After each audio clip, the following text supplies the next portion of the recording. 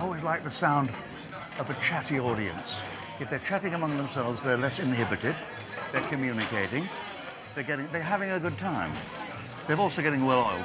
They've got a drink each, which is always good for an audience to feel that they're less inhibited because of booze. Not too much. They'll get another little break later. See, I heard my name mentioned then, you see. The ears twitch. So really, this is the moment where I feel many people, many comedians I know, are racked with insecurity and fear. I'm so stupid, I don't understand that anything could go wrong. I'm filled with anticipatory glee. I can't wait to get out there. So, if you'll excuse me, I'll get out there. Monkhouse!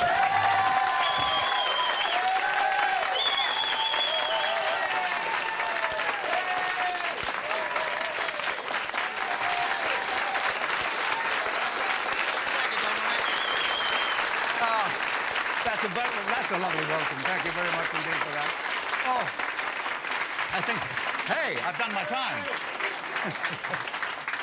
That's a hell of a welcome. Thank you very much, Dominic, for that introduction. I think of all the introductions I've ever had in my life, that was the most recent. Sincerely, Dominic.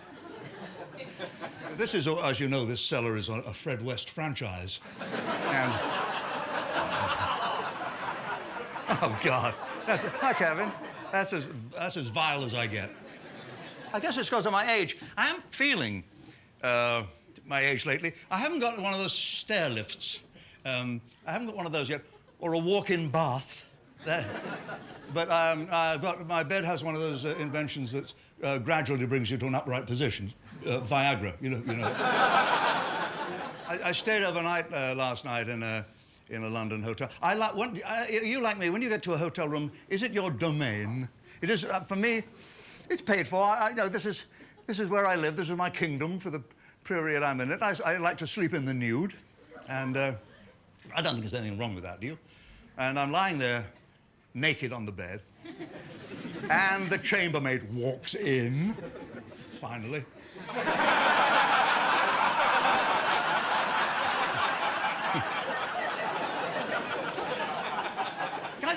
I think sleeping in the nude is a perfectly natural...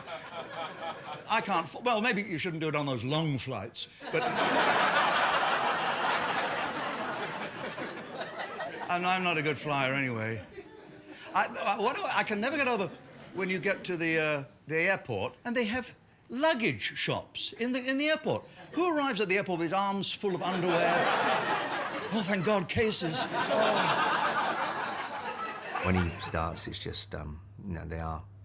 Every joke lands. You can tell the craft, the timing. I mean, I think one of the things that Bob was always accused of was it was almost too immaculate, you know. And I don't think that can be a real thing. When you see it in the flesh, I thought, oh, God, this is why he's still doing it, you know. He was quite brilliant. There's an interview with Les Dennis, who says that he wants to spend more time on his own. So I guess he's going on tour again.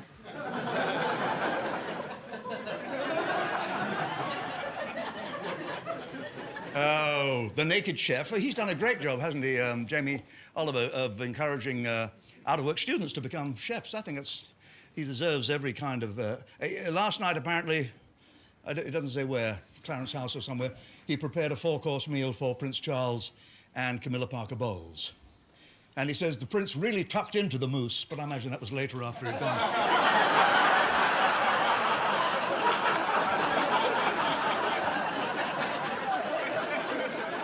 Well, Ulrica is quoted. He says, despite what they say, Prince Edward is all man. He was in the military, wasn't he? It says here, Prince Edward was in the Hussars.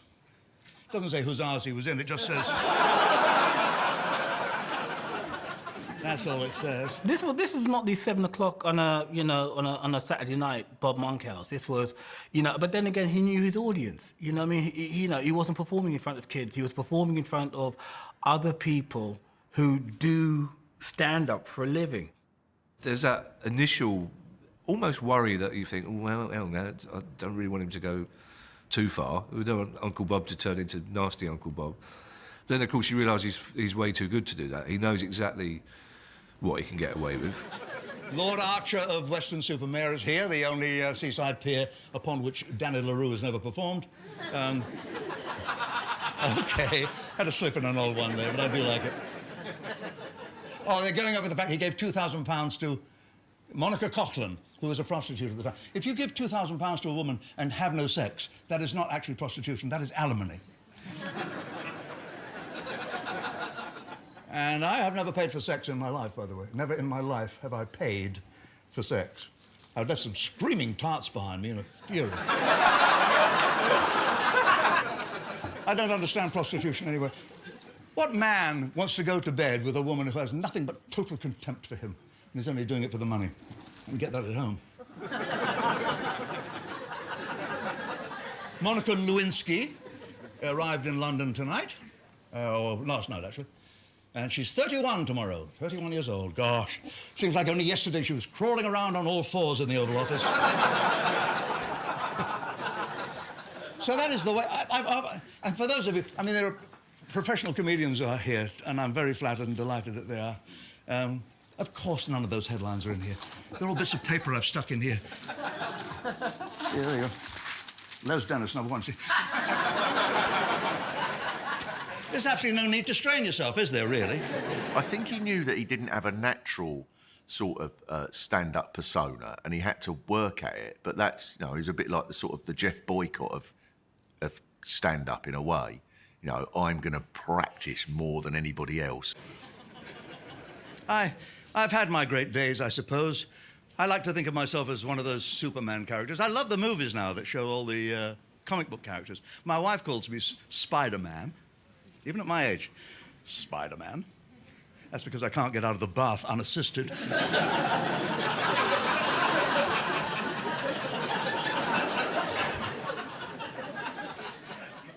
We had our 29th wedding anniversary last year. That was we'll be 30 this year. But I took her to La Gavroche, which I thought, you know, somewhere really posh. It was horrible. The head waiter was so snooty, he ruined our evening. He came over, I said I'd like the crab toasted, and he raised a glass of white wine to my wife and said, your health, your health.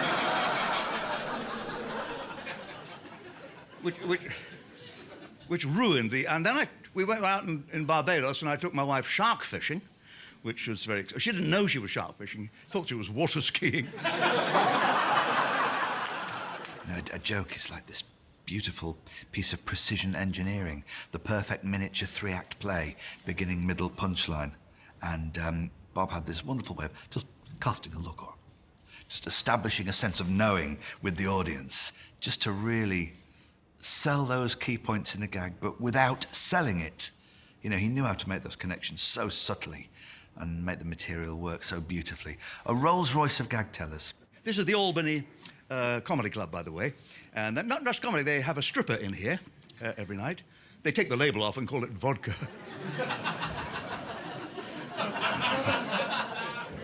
When in doubt, wait, and then wait some more.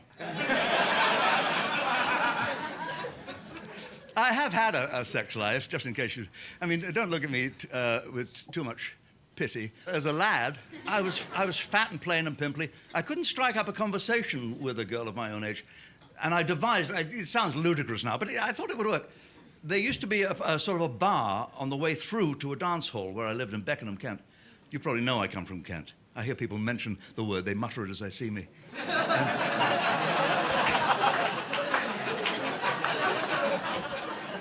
And I managed to get a set of 6 industrial-strength magnets, very powerful little magnets, like little heavy polo mints. And I sewed them in a sort of semicircle around the fly of my trousers, and I posed on a stool, not unlike this one, thus, hoping that a girl would pass by on the way into the dance hall wearing a lot of rings on her fingers. Entering my field of magnetic attraction, you understand, her hand would, inadvertently and uncontrollably, fly into my fly, as it were, and we could strike up an elegant conversation based upon... Not a bad scheme. Well, I must have been looking that way when this short man with braces on his teeth came by.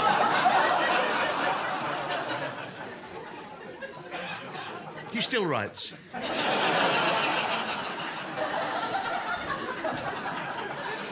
He was a wonderful stand-up comedian. I mean, and even even on that night, even allowing for the fact he was tired and he was ill, his technique is still fantastic. His timing is fantastic. The devices he has to delay a punchline, just little things, just like there's one bit where he just licks his eyebrow like that. And it's just clever things. I mean, and they're all deliberate as well, because you know as a stand-up yourself, you know these are deliberate things, they're not just tics or gestures. I had an affair with a lady optician once who drove me mad in bed. She kept saying, is it better like this or better like that? Is it better like that? Guys used to come back from overseas with infections, you know, social inconveniences. And they would say to their ladies, I swear to God I haven't been with another woman. I swear to God I haven't. I must have got it off a toilet seat. This was the story. Whenever guys came back from overseas, I must have got this infection from a toilet seat. And I always wondered whether you could do that. And I said to the doctor, is it possible that an innocent man such as myself could get a social infection from a toilet seat? You know what he said? Yes. Yes. He said, if you sit down before the other fellas got up, yes. You need eyes in the back of your head, ladies and gentlemen. His timing, technical ability, for him as a comedian, is just really lovely to watch because he's very slick. I don't mean that in a smooth, smarmy way. I mean, he's just slick. Funny thing is, there are a number of guys and a couple of gals here tonight who are funny for money. Generally speaking, it's a lonely path to walk. You've got to find your own way to it.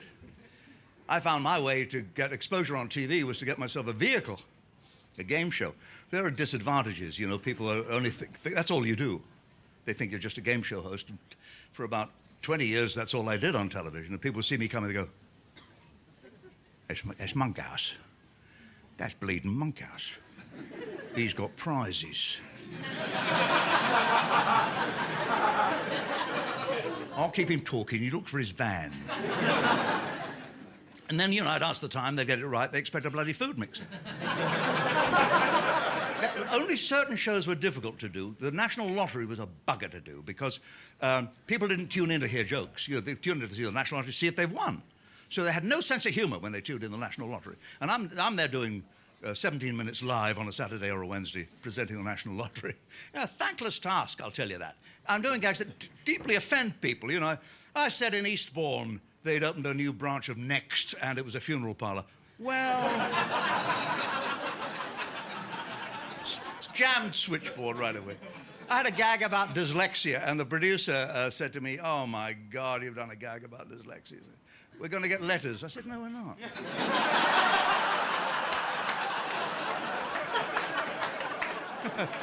Some bugger's going to get them, but not us.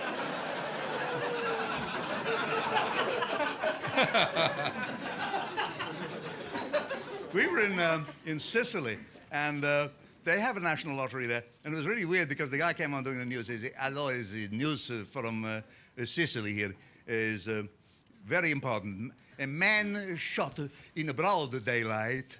This is tomorrow by 9:30.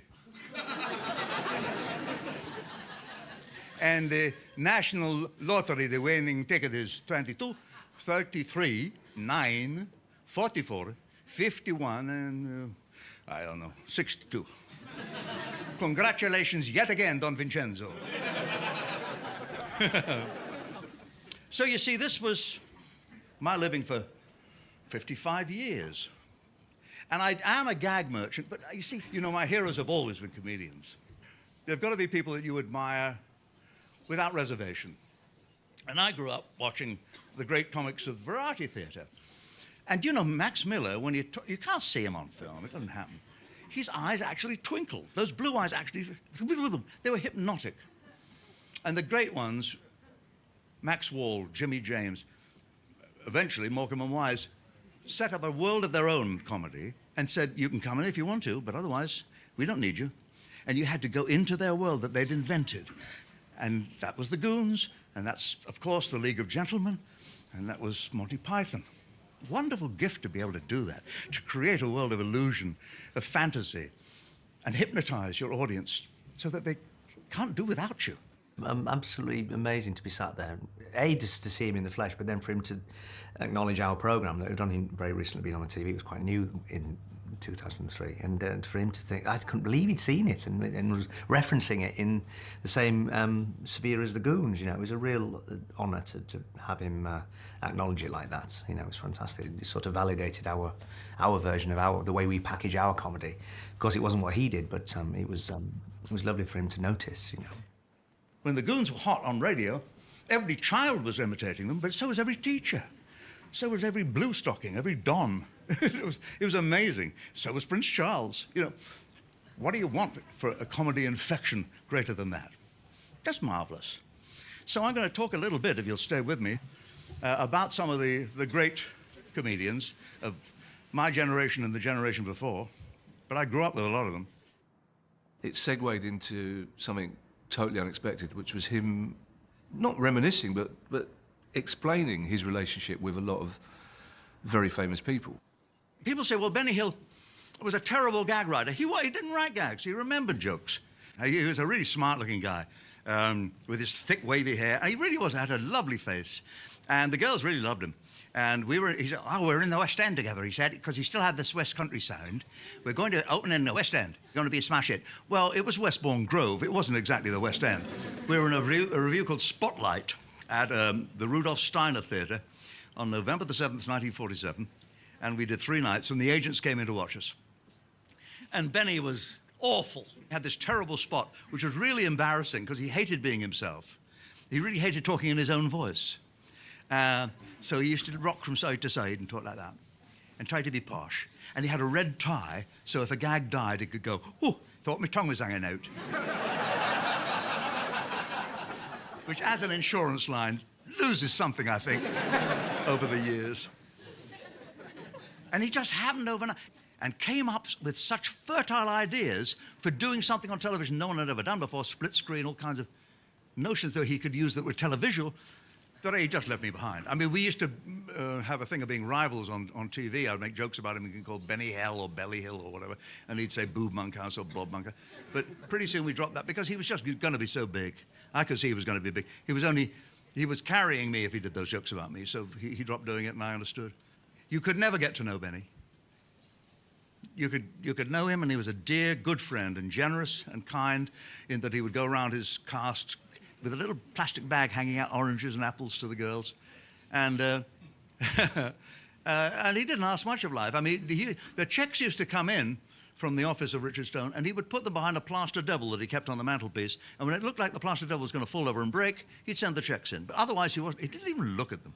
He didn't care about money at all. He cared about being very thrifty. All his furniture was stuff that he'd been given for opening furniture shops, and he drank plonk. He watched 2 TV sets at the same time, both of which he got free.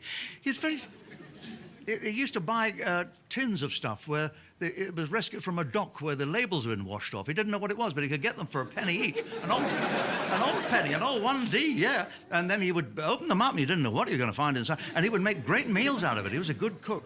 He had a cold water flat in Maida Vale. He had to crawl up 5 floors to get to it. He was extraordinarily parsimonious, but at the same time, he had a sweet, sweet nature, and he would go off during his free time to 2 middle-aged ladies that he knew and clean their homes and do domestic work voluntarily. Now, you don't get stranger than that. It wasn't a case of him saying, oh, I remember when. This was just, it was stuff that people didn't know because they hadn't seen him do this. We saw him in game show mode. You know, we didn't know about this. We didn't know he'd worked with all those brilliant people. I hope you're happy with my going through these names. Peter Sellers. Peter and I were together. He was very fat and spoilt and awkward with thick, thick, wavy hair, and he used to play the drums. And we were on the bill together at the Camberwell Palace, which was a variety theatre, and he did a rotten act, 6 minutes of drumming, which numbed the audience. It was awful. He was in heaven. His eyes were glazed. And then he would get up and put a notice down on the front of the stage and say, Mr. Sellers is deaf, please applaud loudly, which never got a laugh. Because the audience was going, what does that say? You know, a dreadful thing to do. And then he would say, my suit is too big, I had it made in Leeds, I'm a much bigger man there. I couldn't believe this stuff. And then he did these brilliant impressions. He was a master impressionist, wonderful voices. He did George Sanders, who became Grip Tight Thin of the Goon Show. And he did Peter Lorre, Sidney Greenstreet, stars of the time. Brilliant George Formby, who's his hero. Ah, wonderful. So I persuaded him to give up the drums. It took a week.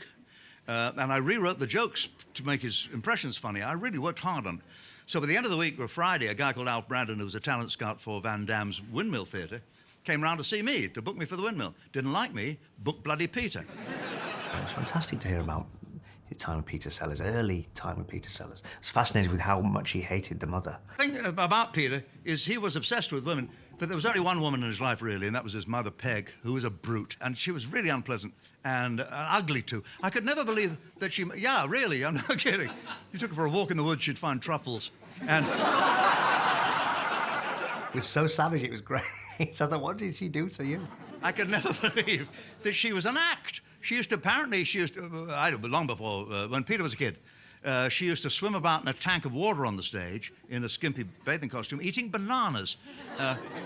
Yucca poo. And so Peter wasn't happy with that life at all. And by the time I met him, he'd been in the RAF, he's a little older than me. I had a machine. I don't know, somebody told me about it, or I read about it, called a Pickersgill recorder. No one had ever heard of a personal recorder.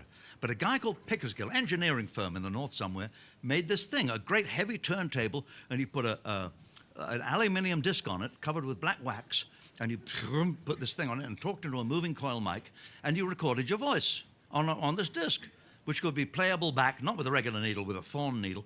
And I could do auditions this way. So I recorded a whole lot of material, sent it to the BBC, got a couple of dates from this. Peter heard about it. Now, he was a gadget man. And he said, I want it. I'll pay you for it. I said, it cost me 80 quid. And I had to wait 6 months for it, because in those days, you couldn't get things manufactured quickly. I'll give you 20% profit on it. Oh, what's that? £100. Math's not good, but I like that fat money. So he came round, his father, who Spike Milligan once described as a man who's been dead a long time, but nobody's interested in telling him. A musician with a charisma bypass. He was crushed by this dreadful mother, Peg. You know, goes in for an ugly contest and they say, no professionals. Anyway. It rains and water gushes out of her mouth, one of those jokes. So Daddy comes round, collects the machine from me, doesn't give me the money, takes the machine away. Next thing I get is a call from Peg. Well, you're not getting that money. Excuse me? Peter's not paying you a penny. It was broken. The machine's broken. So it was fine when it left me. It's broken and we're not paying for it. Next thing I know, a guy called Dennis Mayne Wilson, who's a producer at the BBC, lovely guy, says, we're getting some great discs from Peter Sellers. They're wonderful. They're being made at Strutton Ground in Jimmy Grafton's pub with Michael Benteen and Spike Milligan and Harry Seacombe and Johnny Vivian, and they're making these great discs, and we think we've sold it to the BBC as a radio show called Crazy People. They want to call it The Goon Show, but at the BBC they're saying, what is this Go On show? So they didn't know what it was. And I realized that the machine was still working. So I got very peevish about that, and realized at that point that Peter was bonkers. It seemed to me that he was saying things that he hadn't said before, or hadn't said for a long, long time. When he started talking about his idols, when he started talking about Peter Sellers, and how much he'd helped Peter Sellers, because these are all things that we didn't know. We were going to have a double wedding, him and Anne Levy and me and my first wife. But Peter's terrible tempers, he used to go transparent. I mean, you could see through his skin. He got so angry, his eyes went crazy, and he'd fall down and drum his heels on the floor. And you know the story about B.E., I'm sure. He fell completely for a charlatan, a guy who said he was a clairvoyant called Maurice Woodruff, a total phony. And Peter wouldn't do anything unless Maurice Woodruff said that's okay to do. Well, Woodruff got in cohorts with Peter's agent, lovely man called Dennis Selinger. But whenever Dennis wanted Peter to do a date or a show or a film, he'd call Maurice Woodruff and say, tell him to do this. And Woodruff would do it. He'd say, just had a tremendous message through. There's somebody with the initials B.E. Whatever B.E. says, do it. He meant Blake Edwards, and Blake Edwards had a movie that he wanted Peter to make, and he'd done the deal with Dennis Selinger. And now, in the week between meeting Blake Edwards, Peter runs into Britt Eklund. Marries her, goes off on a honeymoon with amyl nitrate. That was the first of his major heart attacks. He died at the age of 54. He must have had 7 heart attacks, and he was 8 times dead clinically on the table. And this is, I'm talking about heroes of mine. I felt that the more he talked about other people and a little bit out of school stories, he somehow, because it's him, there's a cheekiness and a charm with him that you can get away with it. And there was, I think, a moment probably everybody was like, hang on, this is changed, this is different, this is not we were waiting for all the gags that were going to come, and it wasn't like that. I know Peter Sellers was a genius.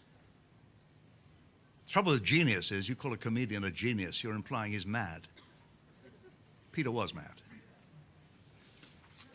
Dickie Henderson wasn't.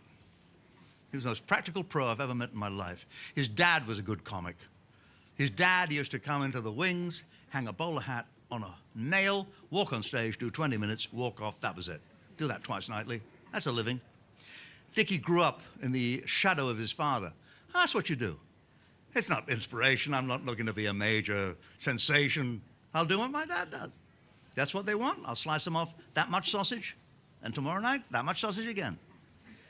Now, Dickie and I did a series called I'm Bob, He's Dickie. Big, spectacular, 6 big 1 hours for ATV.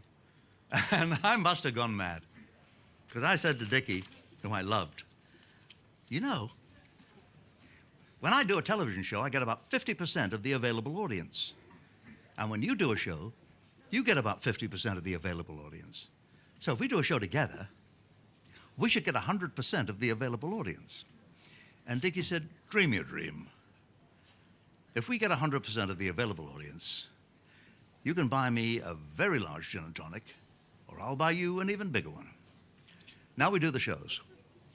The ratings come in. They are invisible to the naked eye. They're under the underfelt. We are a disaster. And I said, we're getting 0 here. And Dickie said, understand this, Bob. Half the available audience hates you.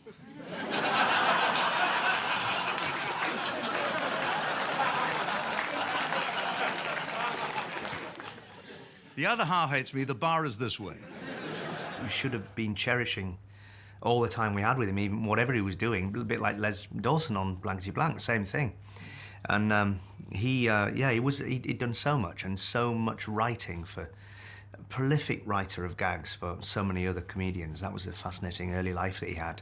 Constant, like Barry Cry, you know, working for and writing for everybody. And when he talks about, you know, just whimsically throws in his time with Tommy Cooper, and it's incredible to think of the greats that he's just been around and absorbed from. I was asked about Tommy Cooper. In 1950, I'm in a show called Sauce Piquante at the Cambridge Theatre in London. And it's a weird show. It ran 3.5 hours, had to be chopped. Norman Wisdom was the surprise hit of the show. He had 19 entrances, which were then cut to 3, which he bitterly remembers now. He's a very angry man still about that. Jesus, he's angry. And in that show came Tommy Cooper, who'd been a big success at the Windmill. And he came to the show. And I first met him, he was about 6'6". He'd come out of the Guards. Huge man. And he was bare to the waist. He had his shirt off. And he's in this crowded dressing room with me and Wisdom. He gives me a stick of Leichner, dark makeup. I said, do me a favour, write B-A-C-K across my shoulder blades. So I write B-A-C-K across his shoulder blades, and he puts his shirt on saying, oh, that should end the confusion. So I have met a lunatic.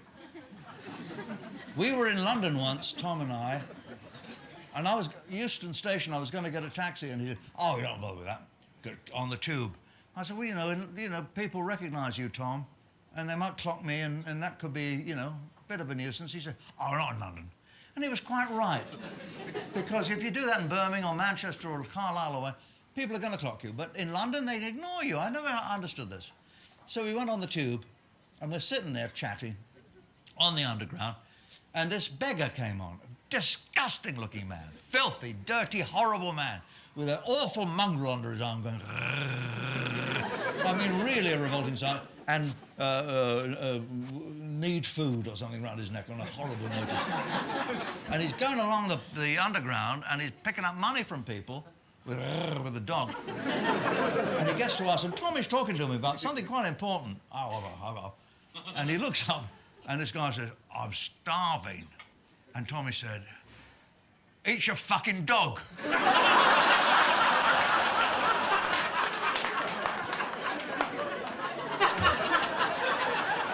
never admired him more. It was rendered more poignant by the fact that we knew he was ill, without a doubt. We knew it was unlikely that this time the following year he'd still be with us. Even though he touched on it, I don't think it was delivered or taken with great sadness. We were all just enjoying this little pocket of time in this tiny room with this legend. One or two people have been kind enough to ask about my health, which I greatly appreciate. I'm all right.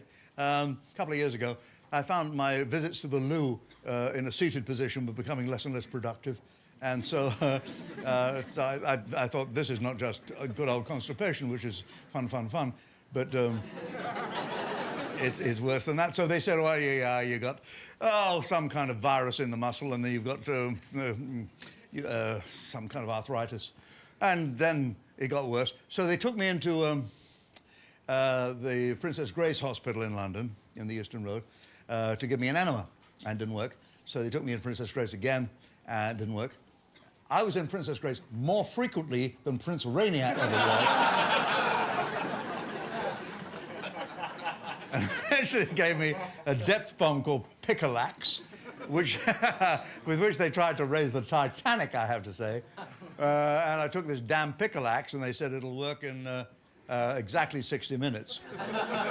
Nothing happened for about 12 hours. Then I gave birth to the Mississippi Delta, and did so the following night, and this great mass of clay that was within me. It was called, I don't know how many of you know this, it's called, they said, are you familiar with the phrase fecal impaction? And I said, yeah, I saw it, Michael Douglas, Glenn Close. But it's a build-up of waste matter that won't come out of you. So it came out of me, and I thought, that's it, I'm better now. No, I wasn't. I was trembling and in great pain. So somebody accidentally took my PSA measure, which is the measure of cancer in the blood, PSA, prostate-specific antigens, and they found, well, normally, I'm sure for every guy here, and it's a male thing, you'd be like between 2 and 10. 10 would be not so hot. 12 is bad. I was 606. So they said, well, you're dying of cancer. Oh, wow. So you ask the inevitable question, how long have I got? And the oncologist said, 10. And I said, 10 months, 10 weeks. He said, 9.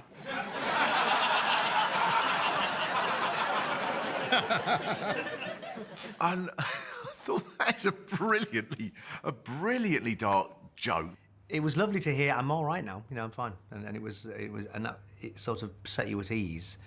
But you were fully aware that he'd had a tussle with it, and it was, it's a horrible thing to have to even be making jokes about. I'm still alive. This is 2 years later, nearly, and it's working fine. So I'm all right. I walk a little stiffly, but you do it. I'm 75, for Christ's sake.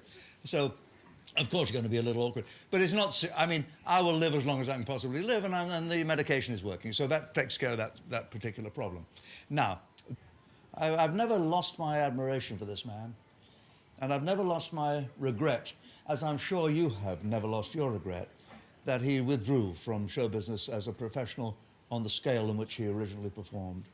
It's a genuine privilege to me that he's come along at my invitation, because he very seldom appears in public anymore. And I'm so delighted that he wants to talk to me in front of you. Ladies and gentlemen, would you welcome one of my heroes, Mike Yarwood.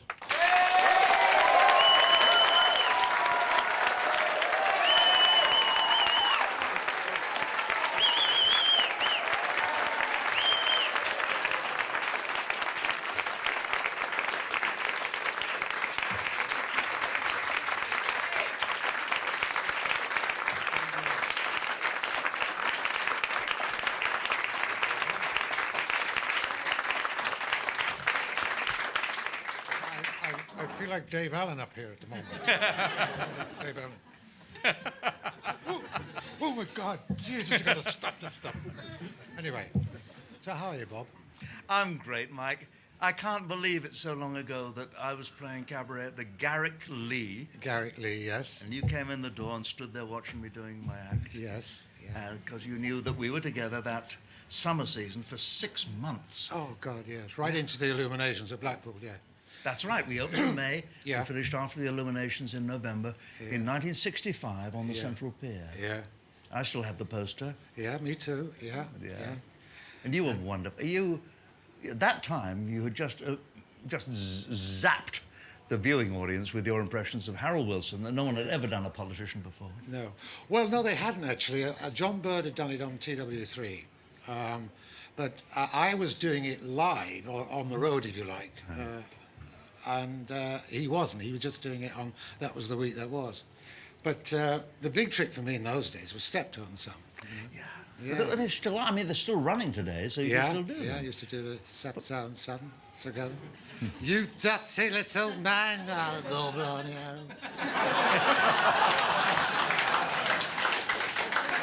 Don't put me in an old folks' home, Harold, please, down. Oh, God, you disgust me.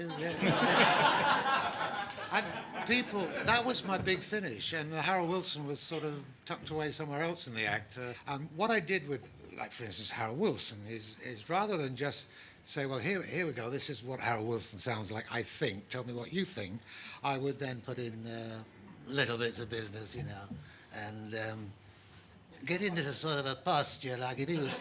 I doubt if I could sit on this if I were alive, long now. But, and then he'd have a laugh. Oh, Mary, have you heard this? Bob Monkhouse is still working. And silliness. And I never really wanted to put any... There didn't need to be narrative, really. Just silliness. I love silly humour. And I thought, let's make Harold Wilson silly, and let's make a lot of our characters silly. Now, doing comedians is different, because you've got to really you've got to be funny. Yeah. Because if you're going to do Bob Monkhouse, he's funny, so you must be funny. Or, well, you know.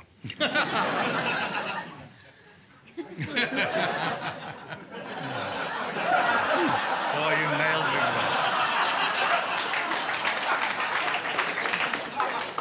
I said over there earlier, enraptured, Bob, that you're not just a comic, but a raconteur. Or is it a racketeer? I'm not sure which. It always kills me because you used to do... Oh, God, don't look at poor soul, I'm dribbling. They'll mistake that don't titter. You know, You used to do impressions of me that in routines that were written by David Renwick, and they were so brilliant, and I used to score so well with them, that a week later people would say to me, saw you last week, you were marvellous on television. And they thought, because they couldn't remember the detail that it was you. But you know the story... I'm sorry, Bob. No, go ahead. I've got a story about Max Bygraves. I was doing an impression of Bob on one of the shows, and I was doing the smallest books in the world, you know, like famous Jewish cricketers and Australian etiquette, that kind of thing. And one of them was the smallest book in the world. I was doing Bob Monkhouse. I was doing Bob. Smallest book in the world. Do you know what the smallest book in the world is? The Wit of Max Bygraves. And a couple of weeks later, I was doing the Royal Variety, if I may show drop, and yeah, it needs dropping, doesn't it? So I keep doing it, just nerves. And I'd done the Wit of Max Bygraves. There's Bob, Max Bygraves, he came up to me in the dressing room of the Royal Variety. He said, here, I saw the show last week. What about all this, the Wit of Max Bygraves, the smallest book in the world? I thought we were supposed to be mates. I said, well, I was doing Bob Monkhouse, Max. So what the hell's that got to do with it? I said, well, it's the sort of joke Bob would do. It's not the sort of joke I would do about you.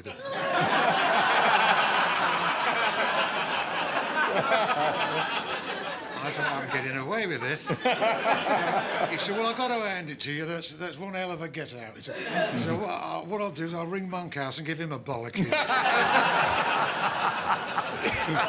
That's wonderful. I have admired Mike Yarwood for as long as I can remember. And to see him walk out with Bob Monkhouse, well, we couldn't believe our luck. Mike Yarwood came out, and the first couple of minutes he's out there, the first thing he's doing is more or less his act. He's doing a couple of voices or whatever because that's his comfort zone. But then when he drops that and starts to talk and about how his life is at that point.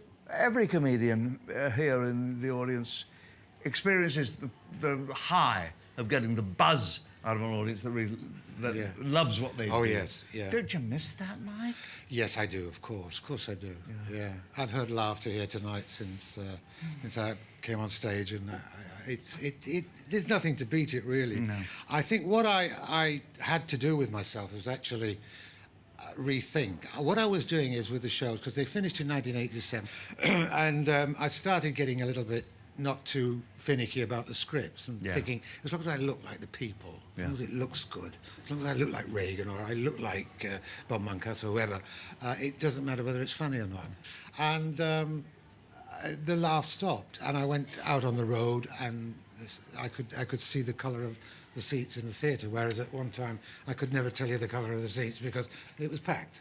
And that went in the 80s. Yes. Oh, yes, I went down to Bournemouth in 1984, and it was 30 and 40 people in First House. I didn't know that. And that's what made me think, Bob, what the hell, I don't want to do this.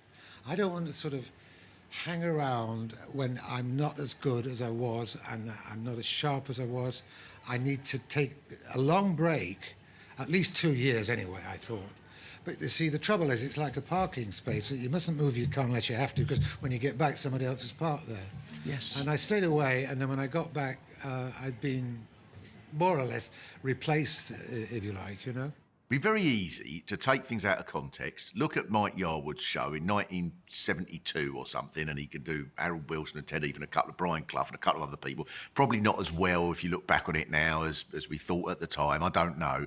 And it'd be very easy to dismiss it, but that would be as daft as sort of saying, oh, Isaac Newton was a rubbish scientist because not all his theories of motion were right. You know what I mean? At the time, it was with what they had to go on.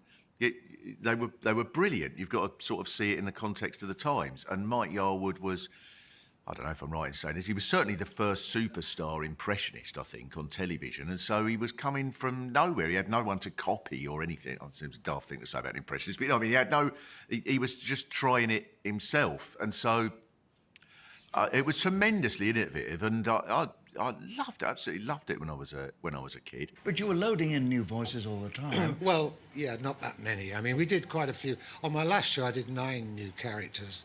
But that was the point, you see. It was like I was doing people for the sake of it, just to fill in every show, 7 shows, 10 shows, plus a Christmas special. And you find yourself then doing it for the sake of it. And I don't do anybody of today's ilk who are Tony. I don't do Tony Blair. I've never even tried to. And so all of those new characters that we're seeing people do now, like John and others, they're a no-go area to me. I don't bother. I don't think I really want to do it again. No, I understand that. What I miss is your comedy. I mean, the fact that the impressions perhaps became outdated or less familiar is not as important to me as the fact that you can get up when you do, as you did at your daughter's wedding, as you did at my This Is Your Life, and you simply ad-lib, and you are brilliant. You are as funny as any of the people you've ever imitated, from Eric Morecambe to Harry Worth. You're just wonderfully a funny man. Yeah. Why can't we have that comedy from you? Well, it's not up to me. I would certainly... I'm not... When I said I don't really enjoy doing the impressions anymore, I mean in the context that I did them then, and that type of show, which is being done anyway now. We've got Dead Ringers, we've got Alistair, we've got Rory Bremner. And so for me to come back now, I need to come back with something different, I think. Yeah. Not a game show, but something that might help me. No, I wouldn't see you doing a game show. No. Where was the crunch point, Mike? Because we know that you've been very frank about alcoholism, and you've helped a lot of people who suffer from that disease. But what was the point at which you said, no, I can't walk out there anymore? When was that? When was that? Because every comedian here has faced that.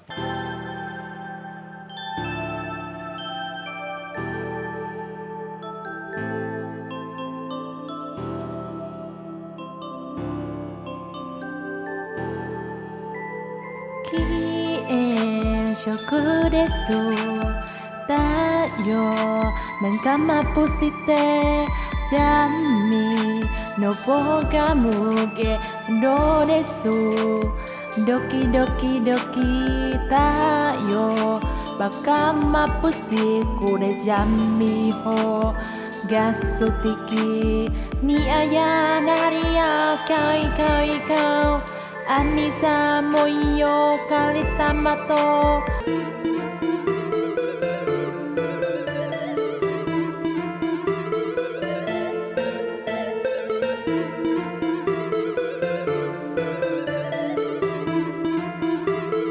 Doko kara hanaseba ii daru o machikitu mora owari da nade o kirma ga karina kariyami misurino nosoro go oradate namiga misama koripere kwara kurimin sanara harikidizara inawidisara uribedimada nimana nate irabedikara ita karina musikia no siro I don't think I can do it tonight. Yeah. It was on the way in the car going to do an interview. There is a sort of dark humour to this. I got an anxiety attack in the car, being driven, I wasn't driving myself, to do a radio show with Dr. Anthony Clare, the psychiatrist's chair. And I got an anxiety attack. Yes. You please laugh because I think it's funny as well. and I said to the driver, I said, he'd been driving for me for years, he's like a mate as well. Lou, I said, you've got to turn around. He said, what's the matter? I said, I just feel bloody awful. I'm really like this. You've got to turn round, I can't do this. So he said, okay, Welshman, lovely Welshman. He said, all right, boy, we'll turn around. And we went back, and as soon as we started to drive home, I felt fine. It was almost like say, turn around and we'll go back again. No, it'll come back again if you know. But the point was that I was going to see the psychiatrist who could have helped me anyway, and I could have walked away with instead of a fee, a prescription.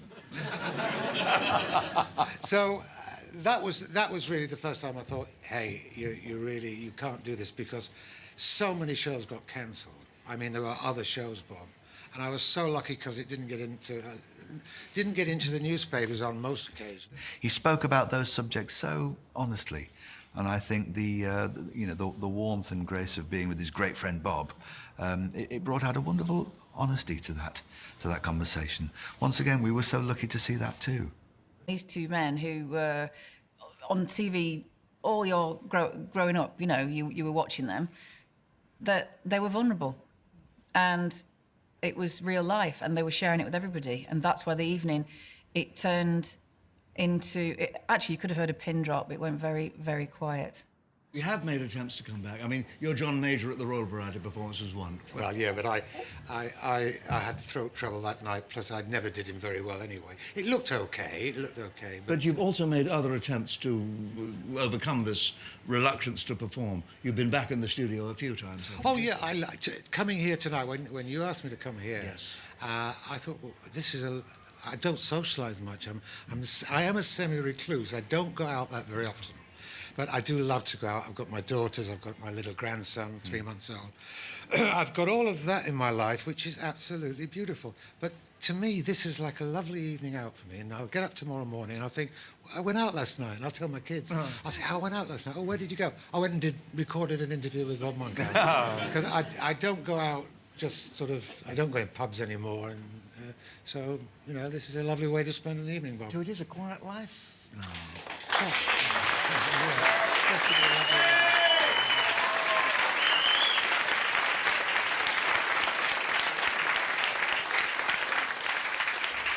I don't see any better note on which to conclude this, Mike. I think that's wonderful. Yeah. That you speak with contentment. Yes. And it's wonderful to see. Yes. And a great many of us, myself included, I guess, go on seeking some kind of other contentment as a performer. You've found an answer. Are you happy, Mike? Yes, I'm very happy. And it's not particularly good money for this show, but I'm happy.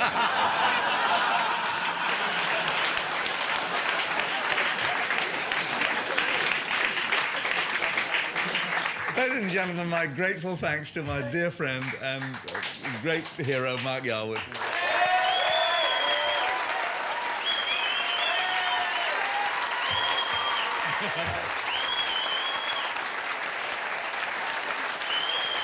Thank you, Mark. Thank you.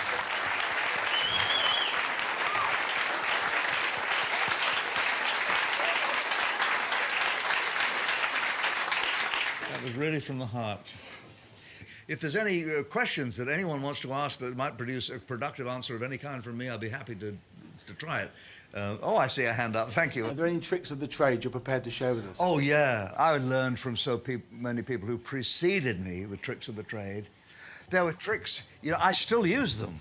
You absorb them, not through imitation, though that's perfectly legitimate. You see something that works, you go, wow, that worked. So somehow the next night you're doing it.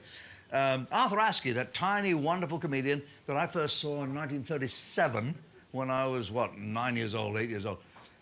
I saw him do things that I never forgot. So that if he had a gag, and you know this happens to every comedian, you've got a piece of material you know is worth applause, but that crowd is not going to applaud it because they're not yet ready. They're not hot enough.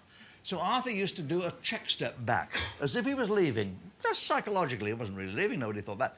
But he'd do a check step back and he'd clap. And the clap, that sound would start someone else going, and that would multiply. And he'd get a round of applause on that gag. Just through the technique of the moving back and the ha-ha. You know, the little triumphant laugh. That's a belter. Has your sharp-suited, smooth image ever hindered the comedy? I wanted to be Bob Hope, really, who's left us at the age of 102 months. He was my role model. I thought, that's slick, that's smart, but he runs himself down. He comes out looking smooth and sharp, but then he tells the crowd that he's not good with women, he's cowardly and he's cheap. The men relax, the women don't believe the lie. They'll go along with the illusion. So I always thought that right from the start I should wear a good suit, good tie, pay the audience that compliment, because I hadn't anything else to offer. You can see that model. There is an element of Bob Hope to him. I mean, even in his sort of flirting with his film career as well, which is fascinating to see some of his film appearances. He's really good.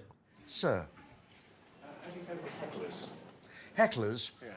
So somebody starts heckling you. Sometimes they can be deadly. Frank Skinner had one of the greatest, you probably know it.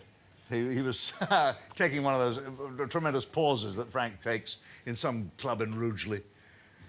There's a blind guy in the front row with a guide dog and a white stick. And the guy, Frank's paused, and the guy says, "Fuck off, you're not funny, fuck off." And Frank stands there, there's a long silence, and the guy says, "Has he fucked off?"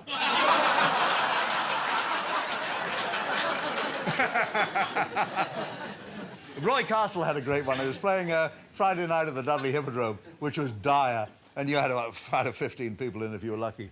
And the guy up on one side of the balcony goes, "Could somebody switch the light off, please? I'd like to have a doze." And Roy stands there silent, and a man on the other side goes, "Don't do that, I'm bloody reading." But Paul Daniels has the greatest story. In fact, may risk boring you. He's playing La Ronde Billingham. I remember that bloody date. And he comes out to the whole place has been bought out by a private society. And Paul's coming on to, I'm on in 5 minutes. And the guy who's the secretary for the club goes out. And his cheeks are wet.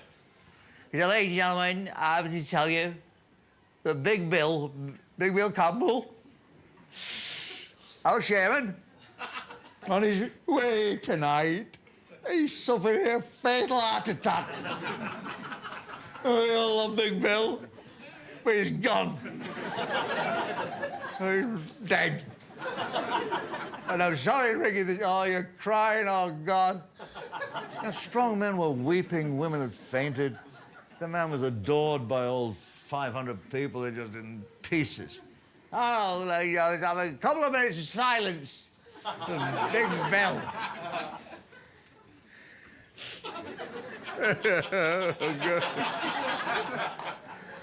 All right, now here's your entertainment. Paul Daniels.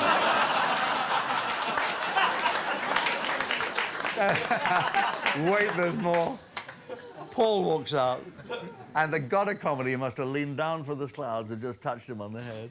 Paul walks out, and he says, "Ladies and gentlemen, I've no desire to entertain you tonight whatsoever. And I'm sure you've no desire to hear me entertain you. But it's a question of just being brave, isn't it? And ladies and gentlemen, I'm going to entertain you. But I'll tell you why. Because Big Bill This one's for you.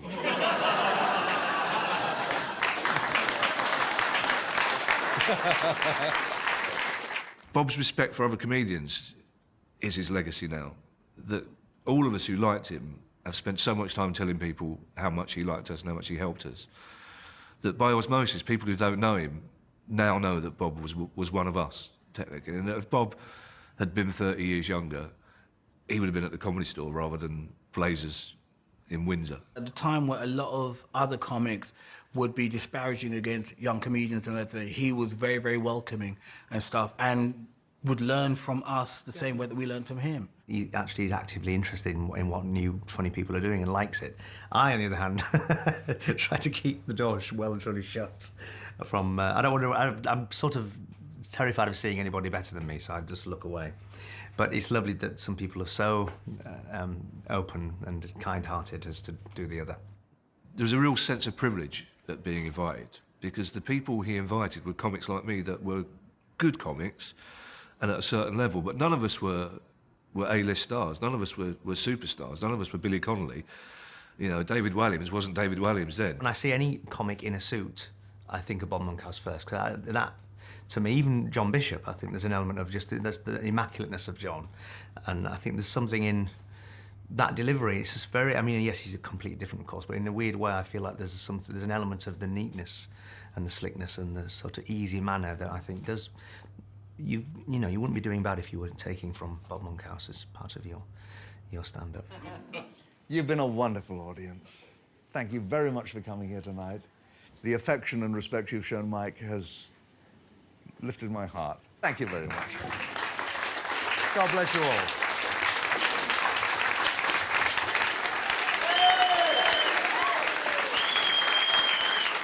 Thank you. Oh, can't get better than that. Thank you. Thank you very much. Thank you. Thank you. That's wonderful. Thank you.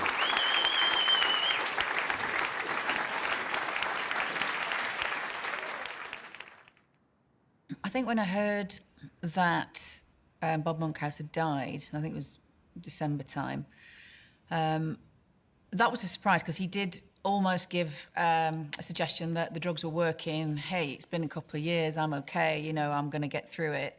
Well, not so much I'm going to get through it, but, you know, and I was surprised it was so soon. But then, of course, I thought about it for a minute, and no, I wasn't surprised in the end, because, of course, that's exactly what he was saying all the way through it. And I think that was his very last show, and he knew it was. We didn't know that. Now we do.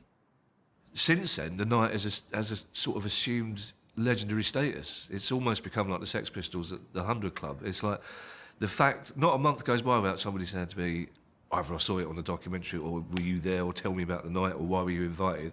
Really, what did feel like a proper privilege, even then, just to see him, is because he was, you know, this is one of the greats. And it felt like that when you watched it, because it was like, that's him doing jokes, not doing a game show, you know, and that was where we were back in the world he knew, I think, best. He was clearly loving it, you know. He was alive. Yeah, it was great.